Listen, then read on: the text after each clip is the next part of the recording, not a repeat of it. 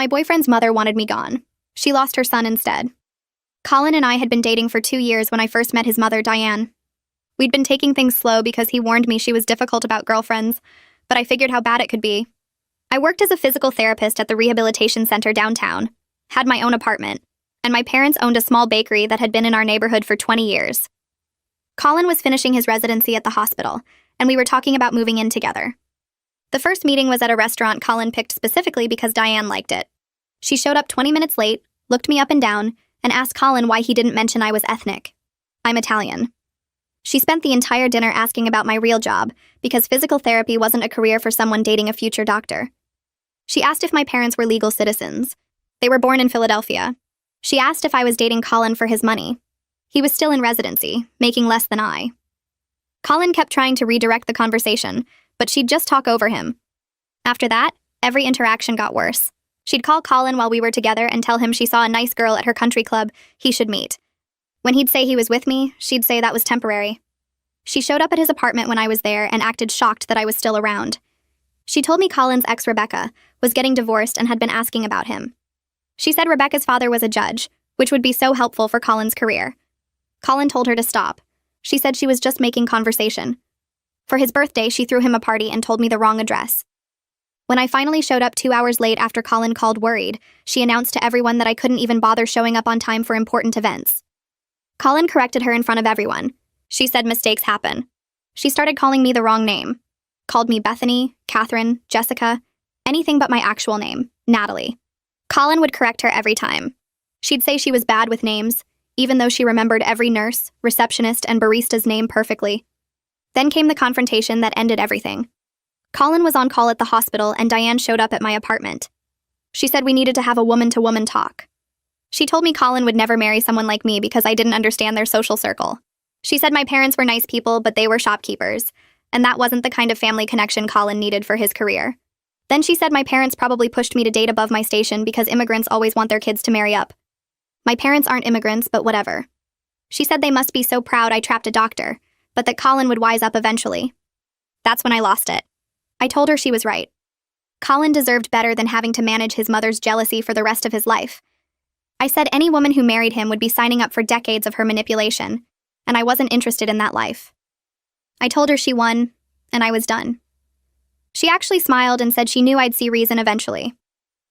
Colin called me an hour later from the hospital after getting texts from his mother about how I came to her house and said horrible things before announcing I was dumping him. I told him what actually happened. He drove straight from the hospital to my apartment. He was crying and begging me not to let her win. But I was exhausted. I told him I loved him, but I couldn't spend my life fighting his mother for basic respect. We broke up that night. Diane called Colin the next day to check on him and said maybe now he could reconnect with Rebecca. That's when Colin completely shut down. He stopped answering Diane's calls. He picked up extra shifts at the hospital to avoid going home.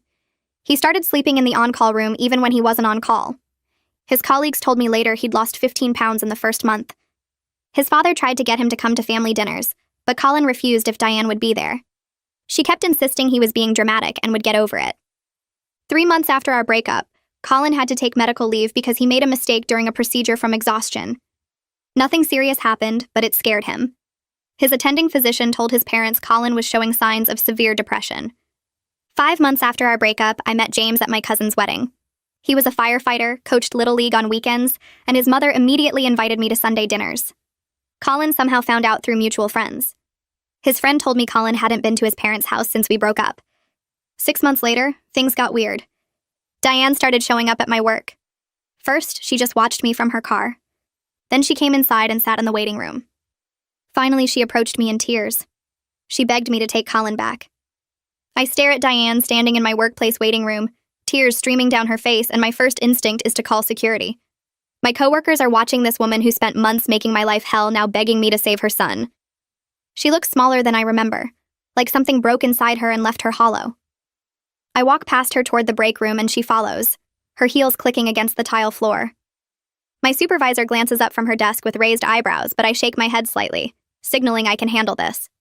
Diane follows me to the parking lot when I refuse to talk inside, and she's saying Colin hasn't eaten a real meal in weeks. He's living at the hospital. He won't see anyone. Her voice cracks on his name, and I feel my chest tighten despite everything. I tell her she got exactly what she wanted and she needs to leave me alone. I unlock my car and she steps closer, blocking the door. She grabs my arm and says Colin made another medication error last week, a serious one that nearly hurt a patient. Her fingers dig into my sleeve and I pull away, but she keeps talking. The hospital is talking about ending his residency entirely, not just medical leave, and she's scared he'll lose everything he worked for. Her makeup is running down her cheeks in black streaks, and part of me feels satisfied seeing her this broken, which makes me feel awful. I get in my car and lock the doors while she stands there crying in the parking lot. I drive home shaking because part of me wants Colin to be okay, and part of me is mad that Diane thinks she can use me again. My hands grip the steering wheel so tight my knuckles turn white. James is cooking dinner when I get there, and I can't even explain what just happened without crying. He turns off the stove and guides me to the couch, his hands steady on my shoulders. James holds me while I tell him about Diane's visit, and he's quiet for a long time before asking what I want to do. I say I don't know, which is the truth, because 6 months ago I loved Colin enough to imagine marrying him. James doesn't say anything else, just rubs small circles on my back while I try to stop shaking. That night I can't sleep and I find myself looking at Colin's social media for the first time since the breakup. His last post is from 4 months ago, a bland hospital photo, and he looks tired even then. His face is thinner in the picture and there's something empty in his eyes that wasn't there before. I scroll through older photos and see us together at a restaurant, both of us laughing at something off camera. I close the app and stare at the ceiling until morning. The next day, Diane calls my phone 12 times before I block her number. She starts calling the rehab center asking for me until my supervisor pulls me aside and asks if I need help with a stalking situation. I explain briefly about Colin's mom, and my supervisor says she'll handle it if Diane shows up again. By lunch, 3 of my coworkers have asked if I'm okay, and I realize everyone in the building knows something weird is happening. I agree to meet Diane at a coffee shop just to make her stop bothering my workplace. She shows me photos of Colin on her phone, and he looks terrible, thin and pale with dark circles under his eyes, and she admits she didn't realize how serious his feelings for me were until it was too late. She swipes through picture after picture, each one worse than the last. Diane tells me she thought Colin would get over the breakup in a few weeks like his previous relationships, but this time he completely shut down. She says she's been to 3 family therapists who all told her she caused this by messing with our relationship, and she finally understands she destroyed her son's happiness. Her voice drops to almost a whisper, and she won't look at me when she talks. I ask Diane why she thinks I would help after everything she did to drive me away. She says she doesn't deserve my help, but Colin does, and she's willing to do whatever it takes, including staying completely out of our lives if we get back together. She reaches across the table like she might grab my hand but stops herself. I stand up to leave and she starts crying again, begging me to just think about it. I stand up from the coffee shop table and walk toward the door without looking back at her. She calls my name, but I keep going, pushing through the glass door into the parking lot where the afternoon sun hits my face. My car sits 3 rows back and I fumble with my keys, hands shaking from anger or maybe something else I don't want to name. I slide into the driver's seat and lock the doors, watching through the window as she stands outside the coffee shop entrance, phone pressed to her ear. She's probably calling Colin right now to tell him she tried. The engine starts and I back out of the parking space, forcing myself not to look at her again. Traffic moves slow on the way home and I grip the steering wheel, thinking about everything she said, the photos of Colin looking like death, her tears that might actually be real this time. My phone sits in the cup holder and I glance at it twice before pulling over into a gas station parking lot. I scroll through my contacts until I find her name, the one person who was there when I met James and knows the whole messy history. The phone rings 3 times before she picks up. I tell her about the coffee shop, about the photos, about how Diane looked genuinely broken instead of manipulative. She listens without interrupting, and when I finish, she asks the question I've been avoiding since James made dinner last night. The words hang in the air between us, and I realize I've been dating James because his family is easy, because his mom smiles when I walk through the door, because there's no battle to fight. But easy isn't the same as right, and I don't know how to explain that without sounding ungrateful. She tells me to be honest with myself before I make any decisions, and we hang up after she makes me promise to call her tomorrow. I sit in my car outside the gas station for another 10 minutes before driving home, my mind spinning through memories I thought I'd packed away. That night, James makes pasta and asks about my day, and I can't lie to him about where I went or who I saw. He sets down his fork and looks at me across the table, really looks at me and asks if I'm thinking about Colin. The truth comes out easier than I expected, and I tell him yes, that Diane's visit stirred up everything I thought I'd moved past. He nods slowly and says he appreciates me being honest instead of pretending everything is fine. We finish dinner in quiet, and he doesn't push me for more. Doesn't demand I make a choice right now. Just holds my hand while we clean up the dishes. The next morning at work, I can't focus on my patients and my supervisor notices, asking if I'm okay during my lunch break. I tell her I'm fine, but she doesn't believe me and suggests I take the afternoon off if I need space to think. Instead, I text Hugo, Colin's friend who works in the same hospital, asking if we can meet for coffee after his shift. He responds within minutes saying yes and suggests a place near the hospital at 6. The rest of my workday drags and I keep checking the clock, nervous about what Hugo might tell me. At 5:40, I leave the rehab center and drive to the coffee shop, arriving early and ordering tea I don't actually want. Hugo walks in at 6 exactly, still wearing his scrubs, and he looks tired in a way that makes me think the hospital is grinding him down too. He sits across from me and I ask him directly how bad things really are with Colin. No sugarcoating, just the truth. His face goes serious and he tells me Colin is barely holding it together, that he's lost something essential that made him good at his job. The attending doctors are worried about him making mistakes from exhaustion and depression, worried he might hurt himself or a patient because he's running on empty. Hugo says Colin works double shifts, then sleeps in the on-call room to avoid going home, eating maybe once a day if someone forces food on him. The hospital made him see a therapist, but Colin just goes through the motions, showing up to appointments but not actually engaging with treatment. Hugo leans forward and says he thinks I'm the only person who might actually get through to Colin because nothing else has worked. I ask why he thinks that, and he says, because Colin refuses to even say my name, won't talk about the breakup, acts like acknowledging what happened would make it too real. Hugo finishes his coffee and tells me he's not asking me to fix Colin, just maybe talk to him once and then he leaves for his next shift. I drive home feeling like someone dropped a weight on my chest. James is at practice with his team, and I'm alone in the apartment, staring at my phone and thinking about Hugo's words. A week passes and I can't stop thinking about what Hugo said. James notices I'm distracted during dinner, during movies, during the normal moments that should feel comfortable. Finally, he asks me straight out if I'm thinking about Colin, and I tell him yes because lying would be worse. I explain about meeting Hugo, about learning how bad Colin's depression has gotten, about feeling responsible even though I know I'm not. James is quiet for a long time, and then he says he appreciates me not lying to him, that honesty matters more than pretending. He doesn't get angry or defensive, just sad in a way that makes me feel worse than yelling would. That night, I lie awake until 2 a.m. Then I grab my phone from the nightstand. My hands shake as I scroll to Colin's number, the one I never deleted even though I should have. I press call before I can change my mind, and it rings once, twice, 3 times, 4 times, and on the 5th ring, he answers. His voice sounds thick with sleep, and I say his name. Just his name. Nothing else. Complete silence follows, and it stretches so long I think he hung up. Think maybe I imagined him answering.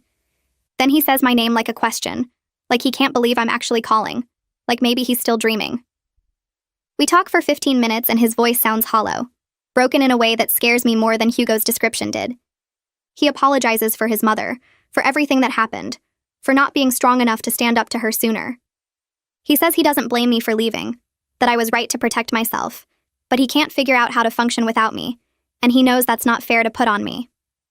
I tell him he needs real help, actual therapy, where he's honest instead of just showing up.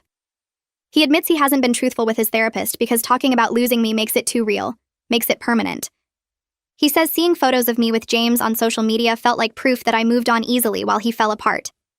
Colin asks if I'm happy with James, and I open my mouth to say yes, but the word gets stuck. The pause stretches too long and he catches it, tells me he doesn't want to mess up my life again. But if there's any chance I still have feelings for him, he'll do whatever it takes to fix things, including finally standing up to his mother the way he should have from the start. I tell him I need time to think, and he says he understands, that he'll wait as long as it takes. We hang up, and I sit on my couch in the dark apartment, James still at practice with his team. Tears run down my face, and I realize I'm crying because I never stopped loving Colin. I just learned how to live without him, learned to build a life that didn't hurt every single day. I wipe my face and check the time. James won't be back from practice for another hour. I stand up and go to the kitchen, pour myself water, drink it without tasting anything. My phone sits on the counter and I stare at it like it might explode. The silence in the apartment feels too loud. I walk back to the couch and sit down again. The cushion still has the indent from where I was sitting before. I should eat something, but the thought makes my stomach twist. I pick up my phone and scroll through nothing, just moving my thumb to have something to do. An hour passes like this. Then I hear James's key in the lock. He comes in smelling like grass and sweat, his practice bag over his shoulder. He takes one look at my face and stops in the doorway. I watch him register that something happened, watch him put his bag down slowly. He sits next to me on the couch and waits. I tell him about Colin's call, about the hollow sound in his voice, about how he apologized and said he doesn't blame me but can't function without me. James listens without interrupting. When I finish, he's quiet for a long time, staring at his hands. Then he looks at me and says he's known for a while that part of me was still somewhere else. He says it so calmly, like he's been carrying this knowledge around and finally gets to set it down. He says he deserves someone who's completely present in the relationship. I start to protest, but he holds up his hand.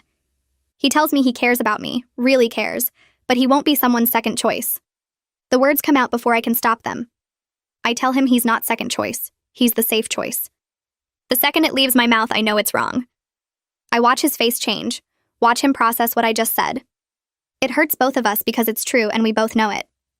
He stands up and walks to the window. I stay on the couch. We sit with that truth between us for what feels like forever. Finally, James turns around and says he thinks I need to figure out my feelings for Colin before we can move forward. He suggests we take a break. Not a breakup. Just space for me to work through whatever is happening in my head. I want to argue, but I can't, because he's right. I've been emotionally checked out since Hugo told me about Colin's depression, maybe even before that. Staying with James while my heart is somewhere else isn't fair to him. I agree, even though it hurts. He nods like he expected this answer. We spend the rest of the evening in careful politeness, both of us moving around each other like strangers. That night, I sleep in the guest room. The next week, I move my stuff back to my own apartment. James helps me carry boxes, which makes everything worse. The apartment feels different from it did 6 months ago when I first moved in with him. Back then, it felt empty because I was alone. Now it feels empty because I chose to be. I unpack slowly, putting things back where they used to go. My coffee maker on the counter, my books on the shelf, my photos on the wall. Everything fits back into place like I never left. Celine shows up that evening with 2 bottles of wine. She doesn't ask if I want company, just walks in and starts opening cabinets looking for glasses. We sit on my couch and she pours. She asks what I'm going to do. I tell her I don't know. I say I still have feelings for Colin, but I don't know if I can trust that things would be different. Diane could be in therapy now, but what happens in 6 months when therapy ends and she decides she's fixed? What happens when Colin and I get serious again and she starts testing boundaries? Celine drinks her wine and says that's a valid concern. She asks if I think Colin would actually stand up to his mother this time. I tell her he says he would, but he said that before too, back when we were together and it never happened. Celine refills both our glasses. She tells me that people can change, but it takes more than just wanting to. She asks if I'm willing to risk getting hurt again to find out. I don't have an answer. 3 days later, Frank calls me. I stare at his name on my phone screen for 3 rings before answering. He asks if we can meet for coffee. I'm so surprised I almost dropped my phone. Frank never reached out during my entire relationship with Colin. He stayed neutral, stayed quiet, let Diane run the show while he watched from the sidelines. I ask why, and he says he needs to talk to me about something important. I agree to meet him the next morning at a cafe near my apartment. I spend the rest of the day wondering what he wants. Maybe Diane sent him. Maybe this is another manipulation attempt. I almost cancel twice, but curiosity wins. Frank is already there when I arrive, sitting at a corner table with 2 coffees in front of him. He stands when he sees me, gestures to the chair across from him. I sit and he pushes 1 coffee toward me. He remembered I take it with cream and sugar. We make small talk for about 30 seconds before he cuts himself off mid-sentence. He says he's ashamed he didn't stand up to Diane when she was treating me badly. The words come out rushed like he practiced them. He tells me he thought staying neutral was keeping peace in the family. He believed if he didn't take sides, then everyone would eventually calm down and work things out. But he realizes now he was just enabling her controlling behavior. He says it cost Colin his happiness and he'll never forgive himself for that. I don't know what to say, so I drink my coffee. Frank keeps talking. He explains that Diane's parents were immigrants who came here with nothing. They struggled financially her entire childhood, never had stability or security. Diane grew up watching them work 3 jobs and still barely make rent. She became obsessed with social status and financial security as a result. When she married Frank, she thought she'd finally escaped that instability. She fixated on Colin marrying someone from what she considered the right background, because in her mind, that was the only way to guarantee he'd never struggle like her parents did. Frank says it doesn't excuse her behavior, but it helps explain why she reacted so badly to me. She saw my parents' bakery and my normal job and panicked that Colin was choosing struggle over security. I listen to this, and part of me understands, but most of me is still angry. Lots of people grow up poor and don't become controlling nightmares to their kids' partners. Frank tells me he's been going to therapy himself for the past 2 months. He's learning about enmeshment and controlling parenting, about how his silence enabled Diane's worst impulses. He says he's told Diane she needs intensive therapy if she wants any relationship with Colin going forward. Real therapy, not just a few sessions to say she tried. He's prepared to separate from her if she won't change. I ask if he means that, and he looks me straight in the eye and says yes. He says watching Colin fall apart opened his eyes to how damaged their family dynamic has become. He's not willing to lose his son to protect his marriage. Diane is in therapy now, actually working on her issues with a therapist who specializes in controlling parents. But Frank says real change takes time and there's no guarantee she'll succeed. Some people go to therapy and learn to fake progress without actually changing. He doesn't know which category Diane will fall into yet. I ask Frank why he's telling me all this. He sets his coffee down and looks tired suddenly. He says because I deserve to know the family dynamics before deciding anything about Colin. He wants me to understand what I'd be walking back into. Diane is trying, but she's not fixed. She might never be fixed. If I give Colin another chance, I need to go in with my eyes open about his mother. He says Diane has good weeks where she respects boundaries and bad weeks where she backslides into old patterns. Frank is working on holding her accountable, but it's not perfect. I appreciate his honesty, even though it makes the decision harder. At least he's not pretending everything is magically better now. Frank admits he's terrified they've permanently damaged Colin and destroyed his chance at happiness with me. His voice cracks when he says it. He tells me Colin was always a happy kid, easy to please, eager to make everyone proud. Watching him become hollow and broken has been the worst experience of Frank's life. He says if I decide to give Colin another chance, he'll personally ensure Diane respects boundaries. Even if that means she doesn't see Colin for a while. Even if that means choosing between his wife and his son. He'll choose his son this time. I believe him because I can see it in his face, the guilt and determination mixed together. He stands to leave and puts his hand on my shoulder for just a second. He tells me to take my time deciding, that Colin will wait as long as I need. Then he's gone, and I'm sitting alone with cold coffee and more information than I had before, but no clearer answer about what to do. I spend the next 2 days replaying Frank's words in my head while I try to work. My patients notice I'm distracted, and one of them asks if I'm okay. I tell her I'm fine, but she gives me this look like she knows I'm lying. On Thursday morning, I call the therapist my insurance covers and schedule an appointment for that afternoon. The receptionist says they had a cancellation, and I take it before I can talk myself out of going. The office is in a building downtown with beige walls and generic landscape paintings.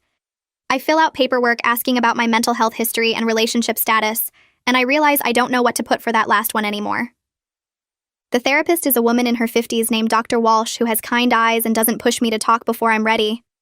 I tell her about Colin and Diane and the breakup and James and Frank's visit, and how I don't know what I actually want anymore. She listens without interrupting and then asks me what I want, not what I think I should want, or what makes the most sense. I open my mouth to answer and nothing comes out because I haven't let myself think about it that way. She waits, and I finally admit I want Colin, but I'm scared of going through everything with Diane again and ending up more hurt than before. Dr. Walsh writes something down and asks why I'm more scared of being hurt again than I was the first time. I think about it and realize it's because last time I could tell myself we just weren't meant to be. But if I try again and it fails, I'll know for sure that even love isn't enough to fix some situations. Dr. Walsh points out that I left James's stability to even consider Colin again. She says that suggests my feelings run deeper than I've been admitting to myself.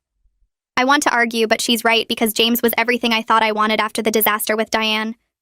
His mother liked me and his life was simple and there was no drama. But I still couldn't stop thinking about Colin even when I was sitting at James's family dinners. Dr. Walsh says the question isn't whether I love Colin because clearly I do.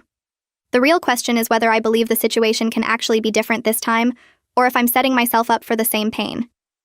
She asks what would need to change for me to feel safe trying again.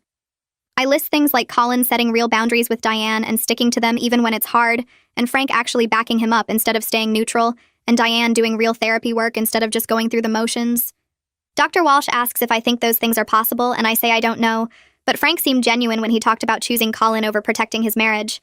I leave therapy feeling more confused than when I went in, but at least I'm thinking about the right questions now. That night, I text Hugo and ask if we can talk. He calls me 20 minutes later, and I ask him honestly about Colin's therapy progress. Hugo says something shifted after our phone call, and Colin finally opened up to his therapist about everything. He's going to sessions twice a week now and actually being honest about his depression instead of pretending he's fine. Hugo says Colin's therapist thinks he's making real progress, but it's going to take time. I ask how much time, and Hugo laughs and says that's not how therapy works. There's no finish line where suddenly everything is fixed. But Colin is trying, and that's more than he was doing before. Hugo asks if I'm thinking about giving Colin another chance, and I tell him maybe, but I need to see the changes for myself first. He says that's fair, and tells me Colin asks about me sometimes, but never pushes Hugo to share information. I appreciate that because it means Colin is respecting my space even though I know he wants to talk. 2 days later, I text Colin and ask if he wants to meet for coffee. He responds within a minute saying yes and asking when. We agree on Saturday afternoon at a coffee shop halfway between our apartments. I spend the next 3 days alternating between thinking this is a huge mistake and hoping things could actually be different. Saturday comes and I get to the coffee shop 15 minutes early because I'm nervous. I order tea I don't really want and sit at a corner table where I can see the door. Colin walks in exactly on time and I barely recognize him at first. He's lost more weight than I realized and his face looks thin and pale. He has dark circles under his eyes like he hasn't slept properly in months. He spots me and walks over and something breaks open in my chest seeing him like this. I stand up and we do this awkward half hug and then sit down across from each other. Colin apologizes right away for how he looks. He says he knows he's a mess and he's working on it. I tell him he doesn't need to apologize for that, and we sit in uncomfortable silence for a minute before he asks how I've been. We talk for 2 hours about everything that happened, and Colin takes full responsibility for not setting boundaries with his mother sooner. He doesn't make excuses or try to blame Diane's behavior on her childhood or anything like that. He just says he should have protected our relationship and he didn't, and he's sorry. I tell him I'm sorry too for giving up without fighting harder, but he shakes his head and says, I shouldn't have had to fight at all. He says his mother's behavior was wrong and he should have shut it down from the beginning instead of trying to keep everyone happy. Colin tells me he's been working with his therapist on understanding why he let Diane control his relationships for so long. He explains that he was raised to keep peace at all costs and to prioritize his mother's feelings above everything else. His therapist helped him see that he never learned it was okay to choose his own happiness over her approval. He says growing up, anytime he disagreed with Diane, she would cry or get angry or give him the silent treatment until he apologized and did what she wanted. His father would tell him to just go along with it to keep the peace. So he learned that his own needs didn't matter as much as keeping his mother calm. His therapist calls it enmeshment and says it's going to take work to unlearn those patterns. Colin says he's committed to doing that work because he can't live like this anymore. He talks about how empty he's felt since we broke up, and how he finally understands that his mother's love came with conditions that were destroying him. I listen and watch his face while he talks, and I can see he means it. This isn't just words to get me back. He's actually thought about this and worked on it. Colin says he's not asking me to take him back right now because he knows he needs to prove he's actually changing. He asks if I'd be willing to stay in contact while he works on himself, and maybe eventually we could try again if I'm still open to it. His voice cracks a little when he says it, and I realize how hard this is for him, asking for something without knowing if he'll get it. I tell him I still have feelings for him, but I'm scared. I need to see real change before I can consider getting back together because I can't go through that nightmare with Diane again. Colin nods and says that's fair. He promises he'll do whatever it takes, including family therapy with his parents and maintaining strict boundaries with Diane. He says he'd rather lose his mother than lose me again, and I believe him because I can see it in his eyes. We finish our coffee and walk out together. Colin asks if he can text me, and I say yes. He doesn't try to hug me again, just says thank you for meeting him and walks to his car. I watch him go and feel this weird mix of hope and fear. Over the next few weeks, Colin and I text regularly about small things like how our days went and what we're watching on TV. We meet for coffee 2 more times, and I notice he's gaining weight back and looks healthier. His eyes aren't as hollow, and he smiles occasionally when he talks about work. He tells me his therapist says he's making genuine progress and learning to recognize when he's falling into old patterns of putting his mother's needs first. Colin starts going to the gym again and picks up his guitar that he hadn't touched in months. I can see him coming back to life slowly, and it makes me want to believe things could work. Then Diane calls me on a Tuesday afternoon. I stare at her name on my phone screen and almost don't answer. But I pick up and she asks if she can apologize in person. I'm immediately suspicious because this feels like another manipulation. I tell her I hang up and call Colin right away. He says his therapist actually thinks it might be helpful for Diane's accountability if she apologizes to me directly. He offers to be there as a buffer if I agree to meet her. I think about it for 2 days before texting Diane that I'll meet her, but only with Colin present. She agrees immediately, and we set up a time for the following Saturday at a restaurant. Saturday arrives and Colin picks me up from my apartment because we agreed it would be better to show up together. The restaurant is one of those places with white tablecloths and servers who refill water glasses every 5 minutes, somewhere neutral that doesn't belong to any of us. Diane is already sitting at a corner table when we walk in, her hands folded in her lap, and she stands up when she sees us like she's not sure if she should hug Colin or shake my hand. She does neither, just sits back down and waits for us to take our seats across from her. Colin pulls out my chair and I notice his hand is shaking slightly when he touches my shoulder. Diane launches into her apology before the server even brings menus, and I can tell immediately someone coached her on what to say because the words sound practiced. She apologizes specifically for her racist comments about my family being immigrants, for telling me the wrong address to Colin's birthday party, for showing up at my apartment to drive me away. She lists each thing like items on a checklist, and her voice stays steady and controlled the whole time. When she finishes the first part, she takes a breath and starts explaining that her therapist helped her understand she was trying to control Colin's life because she felt powerless in her own childhood. She talks about how her parents struggled with money and status, how she grew up feeling like she never had enough, how she became obsessed with making sure Colin had security and connections. The whole time she's talking, I'm watching her face and I can see she means some of it, but there's something rehearsed about the delivery that makes me wonder how much is genuine understanding versus what her therapist told her to say. She admits she saw me as a threat to her relationship with Colin instead of seeing me as a person, and she's working on understanding why she felt so threatened by someone her son loved. That part sounds more real, more painful, and her voice cracks a little when she says it. Diane promises she'll respect whatever boundaries Colin and I set going forward, including limited contact or only seeing us with supervision. She says she'd rather have a distant relationship with Colin than no relationship at all, and she finally understands she was destroying the exact thing she was trying to protect. Her eyes fill with tears when she says this, and I believe that part completely, because I can see the fear in her face, the terror that she's lost her son forever. But then I notice something that bothers me. Every few sentences she glances at Colin, checking his face for approval or reassurance, looking to see if she's saying the right things. I watched this happen 3 times before I pointed out, telling her she's still looking to Colin for validation, even while apologizing for trying to control him. She gets defensive immediately, her shoulders stiffening and her mouth opening to argue, but then she catches herself and closes her eyes for a second. When she opens them again, she admits I'm right, that it's a habit she's trying to break, but it's harder than she expected. The server comes to take our order and the interruption feels awkward because none of us have even looked at the menus. We order quickly just to get the server to leave, and then we sit in uncomfortable silence while Diane twists her napkin in her lap. After Diane leaves, walking to her car with her shoulders hunched like she's carrying something heavy, Colin and I stay at the table and talk about whether her apology felt genuine. I tell him she's clearly working on things with her therapist, but she still has those controlling instincts just below the surface, and I'm worried about what happens when therapy ends, and real-life tests whether her progress is real or just performance. Colin stares at his untouched food and nods slowly, and I can see he's thinking the same thing. He says his therapist warned him that his mother's change will be gradual and imperfect, that she spent decades building these patterns, and they won't disappear just because she understands them now. The difference now, he says, is that he's committed to maintaining boundaries even when it's uncomfortable, even when his mother cries or his father calls asking him to give her another chance. He looks directly at me when he says he's not going to sacrifice our relationship to manage his mother's feelings anymore, and I can hear in his voice that he means it. We finish our meal without much appetite and drive back to my apartment in silence that feels thoughtful rather than tense. The next morning, I'm making coffee when my phone buzzes with a text from James asking how I'm doing and if I've made any decisions. I stare at the message for a long time before responding, because I know what I need to tell him, but I hate that it's going to hurt. I text back honestly that I'm exploring things with Colin again, trying to see if we can make it work with proper boundaries around his mother. James responds within minutes saying he appreciates me being straight with him, even though it hurts, and that he hopes I know what I'm doing.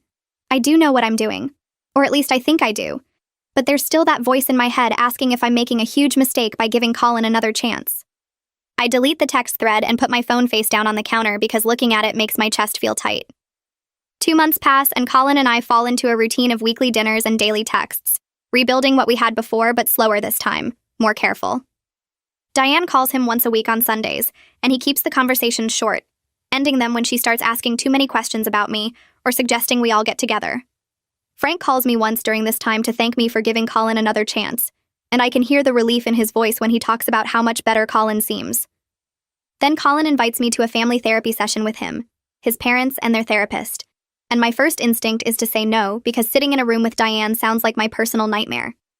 But Colin says his therapist thinks it would be helpful for everyone to be in the same space with a professional mediating, so I agree even though my stomach drops at the thought. The therapy office is in a medical building downtown with bland artwork on the walls and furniture that looks like it came from a catalog. Colin and I arrive first and sit in the waiting room holding hands, both of us tense and quiet. Diane and Frank show up exactly on time, and Diane's face does this complicated thing when she sees me, something between hope and fear and shame all mixed together. The therapist is a woman in her 50s with gray hair and glasses, and she greets us all calmly like we're here for something routine, instead of trying to repair a family that nearly destroyed itself. We sit in a circle, me and Colin on one small couch, Diane and Frank on another, and the therapist in a chair between us. Diane spends the first 20 minutes trying to prove she's changed, talking about her therapy homework and the books she's reading about controlling behavior and enmeshment. She sounds almost eager, like a student trying to show the teacher she did the assignment, and I notice Colin shifting uncomfortably beside me. The therapist lets Diane talk for a while, and then starts pushing her on specific scenarios, asking what Diane would do if Colin and I got engaged, if we decided to move away, if we wanted to spend holidays with my family instead of hers. Diane starts suggesting compromises that sound reasonable at first, but when I listen closer, they're just softer versions of control, little ways she could still influence our decisions and stay involved in every aspect of our lives. The therapist calls out Diane's behavior directly, telling her she's still trying to negotiate outcomes instead of accepting that Colin's life isn't hers to manage. Diane gets upset immediately, her voice rising as she says she's trying her best. She's in therapy twice a week. She's reading books and doing exercises, and what more does everyone want from her? Frank speaks up for the first time and supports the therapist, telling Diane she needs to accept that trying isn't the same as succeeding, and she still has significant work to do. Diane turns to look at Frank with this expression of betrayal, like she can't believe her own husband is siding against her, and I see her eyes fill with tears. The session ends with Diane crying quietly into a tissue while the therapist talks about the difference between understanding your behavior and actually changing it, and I leave feeling exhausted and sad for everyone involved. After the session, Colin and I sit in his car in the parking lot, and he looks more discouraged than I've seen him in weeks. He says he's worried his mother will never really change, that she'll always have these controlling instincts just waiting to come out, and maybe we're fooling ourselves thinking we can have a relationship without her destroying it again. I reach over and take his hand, and I tell him what matters is that he's changing and learning to hold boundaries, that we can work with an imperfect Diane as long as he doesn't let her run our lives. He squeezes my hand and nods, but I can see the doubt in his eyes, the fear that his mother's problems will always be our problems too. We sit there for a while longer, watching other people come and go from their therapy appointments, and I wonder if we're strong enough to build something real with all this damage in the background. A week passes before Colin calls and asks if we can meet for coffee. I spend those 7 days going back and forth in my head about what I actually want, whether I'm ready to try again, whether anything would really be different this time. I think about Diane's tears in the therapy office and Colin's face when he talked about losing me, and I think about the 2 years before everything fell apart when we were actually happy together. I meet him at the same coffee shop where we had our first real conversation after the breakup, and he looks nervous when I sit down across from him. He doesn't waste time with small talk, just asks directly if I'm ready to try being together again officially, with clear boundaries about his mother's involvement. I tell him I've been thinking about it constantly, and I want to try, but I need specific agreements about how we'll handle Diane going forward. He nods immediately and says he expected that he wants the same thing because he can't go through losing me again. We talk for 2 hours about what being together would actually look like, what rules we'd need, what would happen if Diane crosses lines. I tell him I need a few more days to think about the specifics and write down what I actually need from him, and he says he'll do the same so we can compare notes. 3 days later, we meet at my apartment and we both bring notebooks with our lists written out. We sit at my kitchen table and go through everything point by point, writing out actual rules about Diane's access to our relationship. No surprise visits to either of our places, period. No comments about my family or background, and if she makes one, Colin shuts it down immediately and we leave or end the call.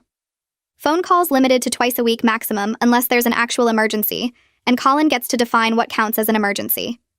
If Diane tries to manipulate or guilt trip, Colin ends the conversation right then and follows through with consequences like reduced contact for a set period. I tell him if he breaks these boundaries even once, if he lets her slide on something because it's easier or he feels guilty, I'm done for good and there won't be another chance. He looks me in the eye and says he understands, that he'd rather lose his mother completely than lose me again, and I believe him because I can see how much the last 7 months broke him. We decide to start dating again officially, taking things slowly and checking in regularly about how things are going. Colin suggests weekly conversations where we specifically talk about any Diane issues or concerns, so nothing builds up under the surface like it did before. I agree and add that I want him to keep going to therapy even when things are good, not just when there's a crisis, and he says his therapist already recommended the same thing. We write everything down and both sign it, which feels kind of formal and weird but also necessary given what we've been through. After we finish with the rules and boundaries, we just sit there looking at each other, and Colin reaches across the table to take my hand. He says he knows we have a long way to go to rebuild trust, but he's committed to doing whatever it takes, and I squeeze his hand back because I want to believe we can actually make this work. The next day I text James and ask if we can meet in person. He responds right away saying he'll come over after his shift ends, and when he shows up at my door that evening, he already looks resigned, like he knows what's coming. We sit on my couch and I tell him straight out that Colin and I are getting back together, that I'm sorry, but I need to be honest that my heart isn't fully available for anyone else right now. James is quiet for a long moment and then says he's sad but not surprised, that he could tell for weeks I was somewhere else emotionally. He says he hopes things work out with Colin, but if they don't, I shouldn't call him as a backup because he deserves someone who chooses him first. I tell him he absolutely deserves that respect, and I won't contact him unless it's to genuinely see how he's doing as a friend, nothing more. He nods and stands up to leave, and at the door he turns back and says, I'm making a mistake going back to someone whose family caused me so much pain, but he hopes I'm right that things will be different this time. Colin and I go on our first real date in 7 months the following weekend, dinner at a restaurant neither of us has been to before, so there's no history attached to the location. It feels both familiar and different sitting across from him, ordering food and talking about our weeks. He's more confident about standing up for what he wants, interrupting me at one point to say he disagrees with something I said, instead of just nodding along like he used to.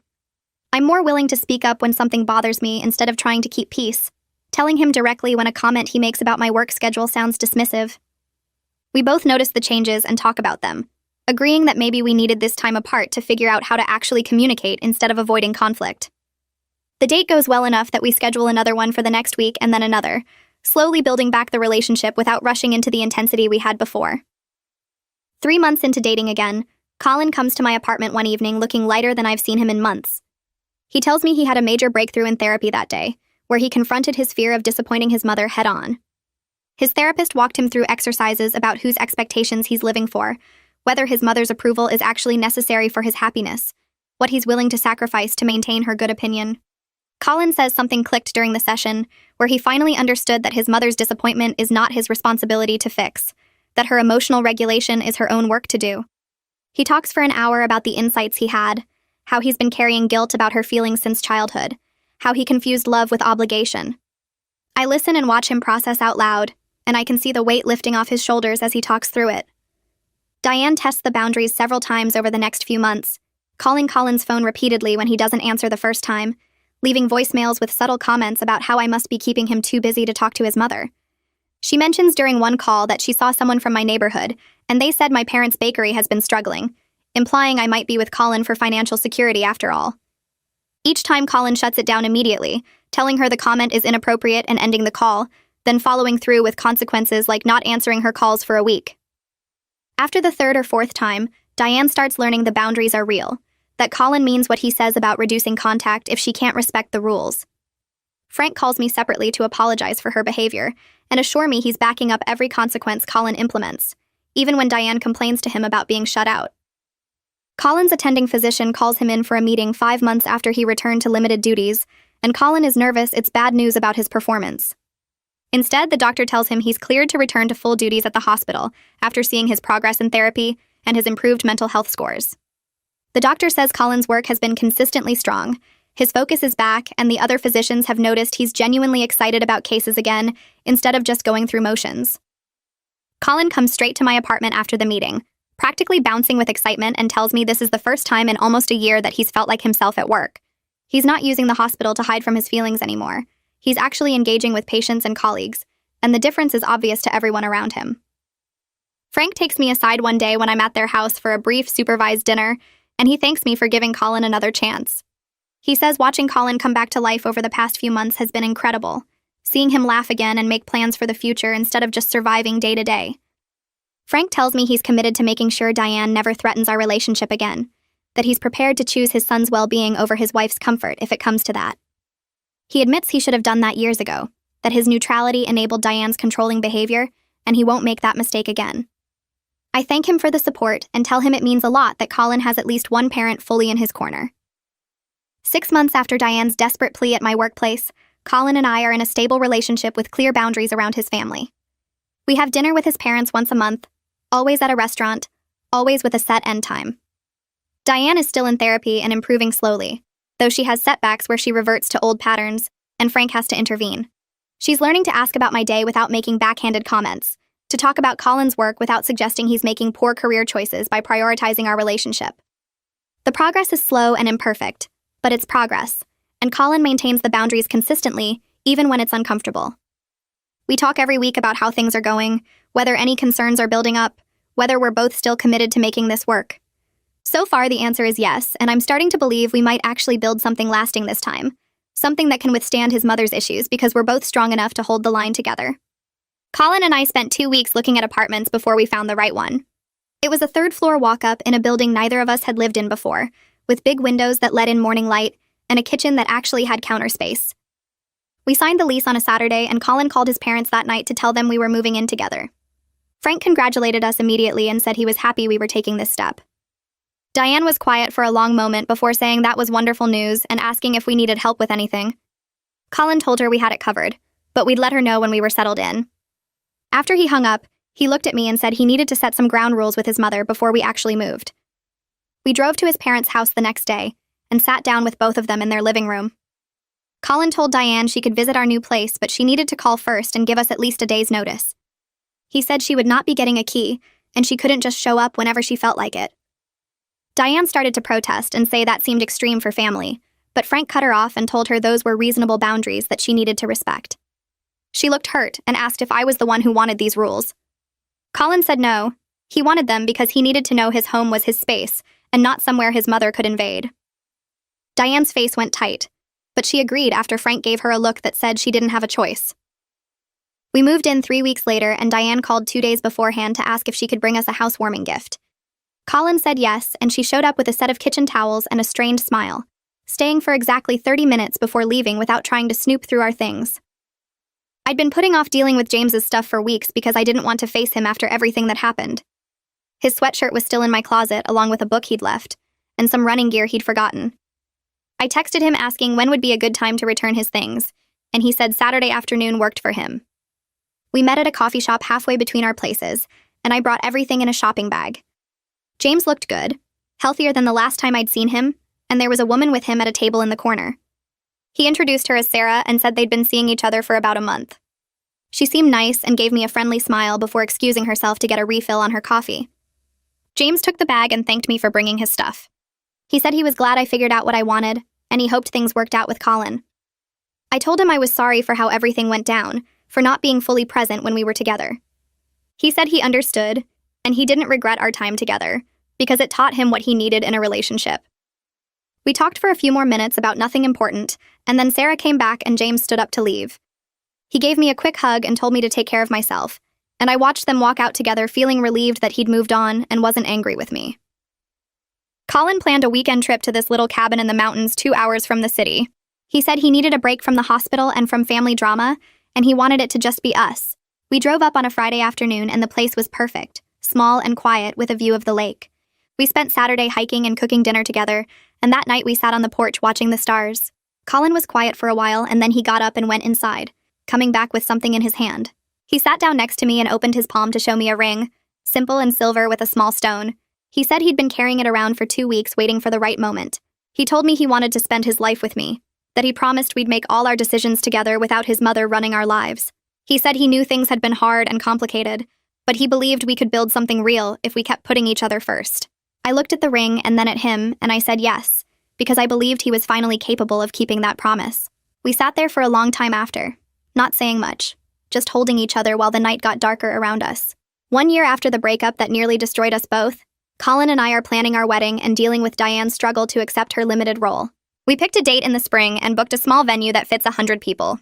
Diane called 3 times in the first week after we announced our engagement, each time with suggestions about the guest list or the menu or the flowers. Colin shut her down every time and reminded her she could attend as a guest, but she didn't get to make decisions. She called Frank crying after the third conversation, and he called Colin to say he'd handle it. Frank took Diane to her therapy session, and apparently they spent an hour talking about boundaries and why she needed to let us plan our own wedding. She's been better since then, but she still slips up sometimes, mentioning how her friend's daughter had such a beautiful ceremony at the country club, or asking if we've considered a different color scheme. Colin stays firm every time, and I back him up, and slowly Diane is learning that her input isn't welcome unless we ask for it. We have dinner with his parents once a month, and it's still sometimes awkward, but Frank keeps Diane in check, and she's trying even when it's clearly hard for her. Our apartment feels like home now, full of our things and our routines, and we're building the life we should have had all along. It's not perfect and probably never will be with Diane in the picture, but it's genuinely ours, and that's enough.